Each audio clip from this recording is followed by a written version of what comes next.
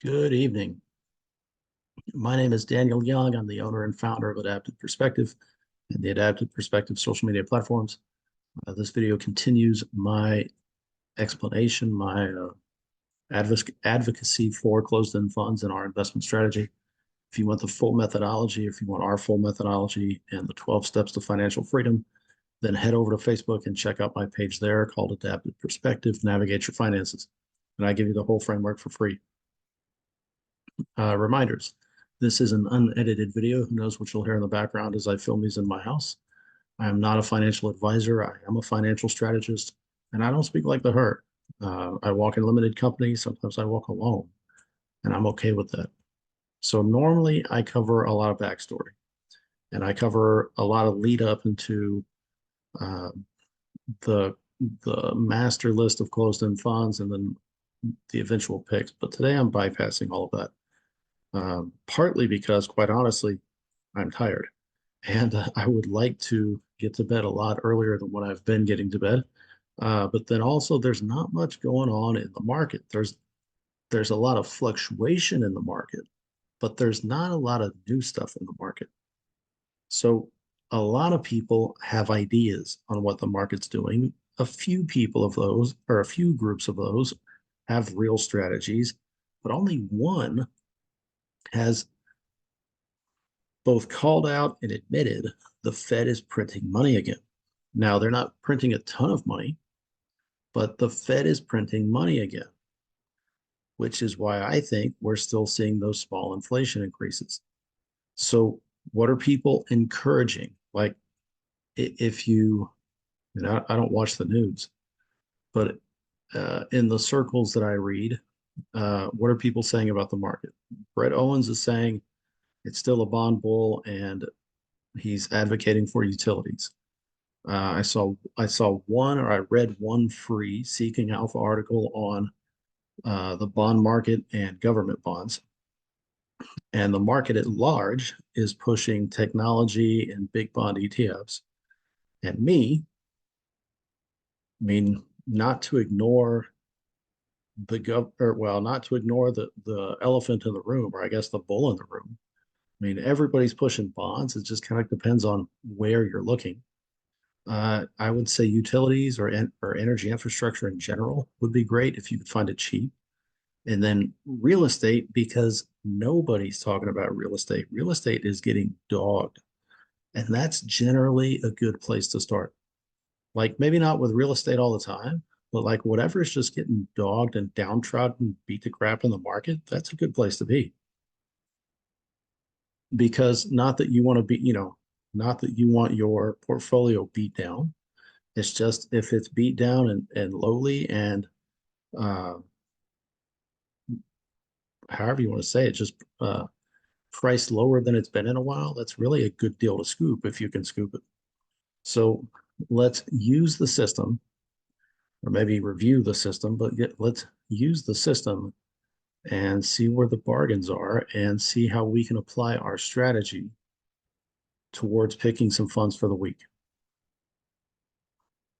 So this is the closed-end fund master. It's got the same stipulations, except it's going to look a little bit different. I mean, gray doesn't fit the parameters. Purple is advised by somebody. Dark blue is this new Roth account we started. Green is tracking for any number of reasons. And then light blue is inside this individual brokerage fund. So if we rank by discount, and then we look at target, our overall number of targets, these triple asterisks, has shrunk in the last couple of weeks. I mean, that makes it easier because we're not sifting through so many funds. Just interesting comment on the general market.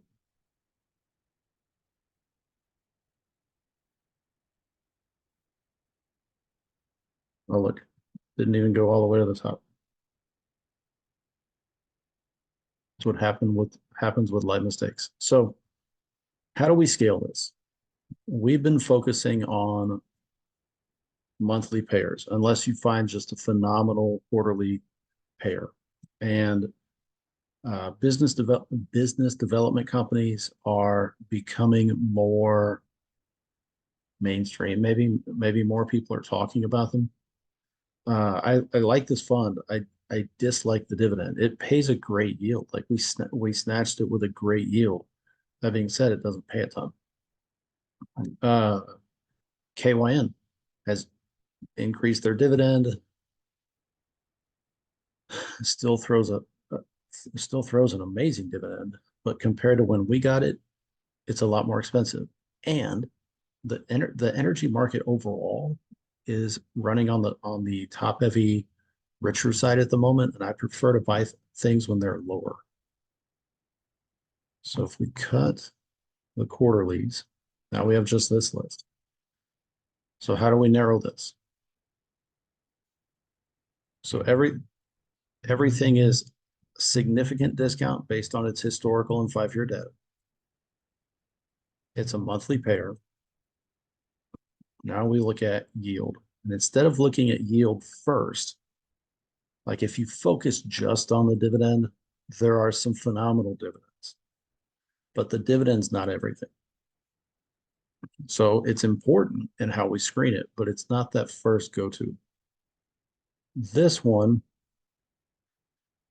uh, really is it's the lowest dividend I'm willing to go with. I mean, we're looking for 9 and above. This is the exception. They slash the dividend in half as they transition the portfolio. I think that dividend will come back, and it's heavy into real estate. So it kind of ticks a lot of boxes.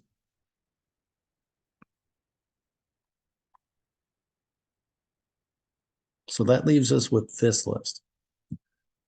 So the Calamos group, I love. Like their funds have been on my target list for a while, but they're still almost too heavy into that consumer market. And both locally and globally, I think the market swings too much for me. It's too much for my taste. And that leaves us with this list. This one has a split color code because we own it in both accounts. That would be new. Yeah, heavy tech. Tech is expensive at the moment. So now we have this list. And outside of Saba, we own all of these funds. So if we think of the strategy overall, bonds, right? You've got the contrarian outlook team, seeking alpha, and oh, the talk show junkie people all pushing bonds in different ways. Brett Owens and his team are pushing closed-end funds and playing the discount game. Seeking Alpha is pushing closed-end funds, but not using the discount game. And the market at large is pushing just general ETFs that may or may not throw you a dividend. And for us, all of these funds are significant. And I mean, you can read the data, and if you've watched my videos, you've seen this, but all of these funds have a significant discount related to that individual fund's historic and 5-year discount. So we're left with loan, like corporate bonds there. Easier for you to pause and read than me explain. So this is what we're left with. Loans and bonds, kind of a not quite all portfolio, or not quite all portfolio when it can, because it doesn't hit every box, but those are the heavy boxes, right? Private lender, all American company, I like. You get less global swing. NBXG, Saba, same idea. We've owned 2 funds by the same group, and there's not much difference between those 2 funds. We don't own them anymore. Saba has control of Saba. It also has control of BRW. And it's 2 different funds with 2 different purposes. You've got, yeah, corporate loans and bonds.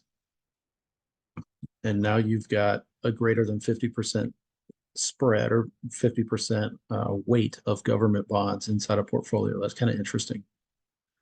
And then you have this one, which is it's heavy real estate, but they've also got loans and some other stuff. So where would we go? I could argue for all of them, but the one I could argue for the least is this one.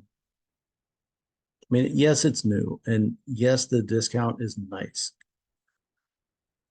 and yeah, the dividend it's a fat dividend, but we own it in both funds, and it's currently more expensive than we own in both funds. So for now, it would not make the list. This is what we have. So if we were buying tomorrow, that's what we have. We've got money from the liquidation of our individual fund. We need to upload into our upload, however you want to say that, uh, send to this Roth account. We've also got, we're also waiting on some things out of our individual account. FEI is merging funds. They're set to merge 4 different funds into a new ETF, which would not be a closed-end fund. And then we have to figure out if we want to maintain the closed-end fund only status on the individual account or just sell off the fund. No idea if the dividend, I don't know what the dividend would look like that new account yet or not. I don't know if we would just get 100 shares of the new company or if it would be a partial transaction based on whatever percentage or a ratio. I have no idea. So that's still in progress. The other one is this fund delisted. Uh, it disappeared off the CEF Connect website last week. It's back on the website this week. Um, it's been delisted since for the last 10 days. So we're waiting on this to finalize. So then that way we get all of that value. We'll figure out the FEI. We'll get all of that value. I'd much rather have more to buy with than just buying because we have to buy something. The other thing for the end of this week, the Fed is supposed to meet and figure out interest rates. Most people think the Fed will keep the interest rates the same. I mean, I don't think they lower them anytime soon, but we'll see. So if they keep the rates the same, amazing. If they increase rates, the market will drop. Then that's the time to buy because more fear drives costs down or drives prices down. That's a better time to buy when prices are high. So, but if we were buying tomorrow, we would have to stick to that 310. So that means it would be one of these two because even at 645, oops, that's the wrong. Even at 645, that pushes us above 310. So I like to buy in sets of 50. So what would we get? We would get close to, I mean, it looks like a very similar yield, but you end up with a very different amount. So in the Roth, we've got loans and bonds, corporate bonds, real estate and real estate bonds, more bonds, technology, taxable loans, which are kind of like bonds. There's a ton of bonds in our Roth, but I mean, it's playing the existing market, building something long term. I don't want to buy oil because oil's high. I don't want to buy a ton of tech because technology's high. The NBXG is still a fairly new company. So when it dips down again, that's a great time for us to buy. Uh, let's see, what else is there? Energy transfer is high. Utilities is high. PDT is an interesting utility option. It's really all of the stuff I have up here. PDT is an interesting utility option, but at current price point, it doesn't meet our 9% rule. It's close.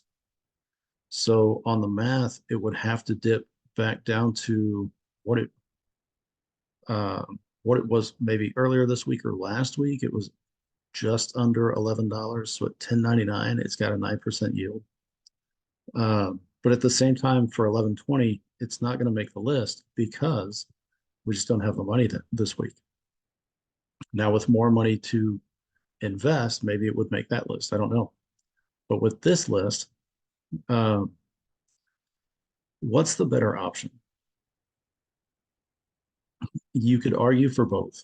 Uh, if we argue in generality, government bonds are supposed to be safer, corporate bonds are supposed to be riskier. But I mean, that's in generality. So between corporate and government, what would we pick? I mean, honestly, it's a crapshoot. It would be 50-50 either way. I could pick Saba outright because it would be a government bond, it'd be different. And with a 9.3 yield, it's still safer in comparison. But on the flip side, FCO has done extremely well. It's a little less than what we bought it for last week. It's not going to be leaps and bounds lower than what we bought it for, but it would drag that average down a little bit. We get a good dollar cost average on it. Plus, we get another $36 a year. That's better than $17 a year. I mean, I could argue for both. Saba to be a little bit different, FCO to not be hesitant and not be wishy-washy. I like I don't like um, yeah, I don't like wishy-washy stuff, even when it's my advice. So uh, of the two, that means I got to go with FCO. So if we were buying tomorrow, which we're not, 50 shares of FCO. Um, once we resolve the delisted fund, get the just that extra money that came from selling some funds already, and then get FEI figured out, we'd probably buy again. And um, whether that means the end of May or beginning of June, I don't know. We'll see when it all settles. Uh, but week to week, we'll still do the videos because, I mean, one, it helps me think, and two, it helps you succeed. So that's all I got. Um, let's see. Really, it's just the one select. I mean, you could, if it comes down to strategy, right? Like, I don't know your strategy. So if your strategy means you're looking for a utility company, PDT. If you're looking for government bonds, SABA. If you're looking for anything, FCO. If you're looking for a hodgepodge of things, uh, if you're looking for a hodgepodge of things, HGLB. If you're looking for technology and you're set on technology, NBXG. If you're looking for real estate and you want to collect, it's real estate, but it's real estate and a few other things, and that's HFRO. You get a 50% off discount with HFRO. You get a 40% off discount with HGLB. I mean, gosh, 50 cents for every dollar invested, that's huge. So it really depends on you. From our standpoint and our portfolio, if we were buying, FCO fits because it fits our monetary resource, but it also fits overall strategy. I want safe yields, but at the same time, I don't want to diversify just for diversification purposes. Inside the realm of bonds, I mean, senior loans, bonds, corporate bonds, government bonds. Um, I don't want to add a company just to be a little bit different inside the whole bond sector. I'd rather go ahead with what works and what has worked well for us. Uh, so that kind of, I mean, Saba's interesting, but at the same time, FCO. Uh, Now, if it comes down to actual, like maybe you're in a tighter money constraint, like if you're looking for something sub $4 a share, And whether that's $50, 50 shares total or other, maybe Sava is a good place for you. So know your strategy, know what you're trying to do, and then it really does help you figure out what you're looking for. It's if you can target where you want to be in the market or target what's interesting inside the market and have a price limit and a share strategy, all of that, and kind of put it together when you blend it, it'll make it much easier for you to figure out where you need to be. So that's all I got. Uh, if you like the content, consider subscribing to my channel. When you hit the like button, it really does help push these these videos out to other people. Then head over to Facebook and check out my group there called Navigate Your Finances. And I get into uh, more than just investing, really just figuring out where you are, where you want to get to, and how to make that happen. So, whatever you want to do, and whatever your goals are for life, whatever your dreams are, those aren't going to happen on their own. You're going to have to make it happen, which means you're going to have to do a lot of work, right? It's not going to easily come to you. You're going to have to put in some time and put in some work, and it'll be worth it. So if you can imagine your journey inside of a pirate ship, or maybe you prefer a dinghy or a paddle boat, but I prefer the pirate ship. But if you can imagine your journey as a captain on a pirate ship, it is your duty to your life to captain your boat as best as possible. And if you make a mistake, own it and keep going. Captain your boat.